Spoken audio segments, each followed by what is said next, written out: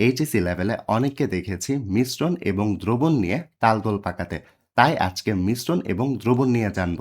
মিশ্রণকে মূলত দুভাগে ভাগ করা যায়, একটি হচ্ছে সমসত্ব মিশ্রণ, অন্যটি হচ্ছে অসমসত্ব মিশ্রণ। ব্যাপারগুলোকে একটু এক্সাম্পলের মাধ্যমে বোঝা যাক। ধরা যাক আমার কাছে চিনি ও পানির মিশ্রণ রয়েছে এবং বালু ও পানির মিশ্রণ রয়েছে। তো দেখা যায় চিনিকে যখন পানিতে দ্রবীভূত করা হয় তখন সমগ্র চিনি হচ্ছে পানিতে ঘুলে যায় এবং সেই মিশ্রণে সমস্ত উপাদান সমানভাবে ছড়িয়ে ছিটিয়ে থাকে। অর্থাৎ এই মিশ্রণ থেকে যদি আমি উপর থেকে একটু একটা চামচ দিয়ে হচ্ছে উপাদান নিই, আমি যতটুকু ঘনত্ব পাবো, নিচ থেকে নিলে একই ঘনত্ব পাবো, সাইড থেকে নিলে একই ঘনত্ব পাবো। অর্থাৎ এখানে পুরো যে মিশ্রণটি আছে সবখানেই হচ্ছে ঘনত্ব সমান থাকবে। অন্যদিকে বালু ও পানির মিশ্রণে দেখা যায় বালুগুলো নিচে বেশি জমা হয়ে যায়, উপরে বালুর পরিমাণ কম থাকে।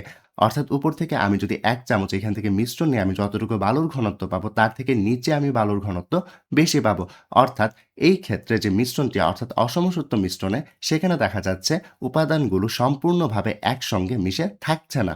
যে ক্ষেত্রে উপাদানগুলো একসাথে মিশে থাকছে না অর্থাৎ এই ক্ষেত্রে বালু ও পানির মিশ্রণ তাকে বলা হয় হচ্ছে অসমসত্ব মিশ্রণ। আর অন্যদিকে যেদিকে উপাদানগুলো একই সাথে মিশে যাচ্ছে অর্থাৎ চিনি এবং পানির যে মিশ্রণটি আছে তাকে বলা হয় সমসত্ব মিশ্রণ। এই যে সমসত্ব মিশ্রণ রয়েছে অর্থাৎ চিনি এবং পানির যে মিশ্রণটা তাকেই আসলে বলা হয়ে থাকে দ্রবণ। আর অন্যদিকে বালি ও পানির যে মিশ্রণ আছে সেটা শুধুই মিশ্রণ, সেটা দ্রবণ না।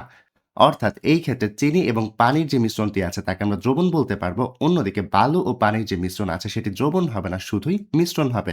তো এখন দ্রবণকে সংজ্ঞায়িত করা যাক। সো দ্রবণ হলো এক ধরনের সমসত্ব মিশ্রণ যেখানে একটি পদার্থ অন্য পদার্থের মধ্যে সম্পূর্ণভাবে দ্রবীভূত হয়ে যায়। অর্থাৎ দ্রবণে উপাদানগুলো সমানভাবে মিশে থাকে।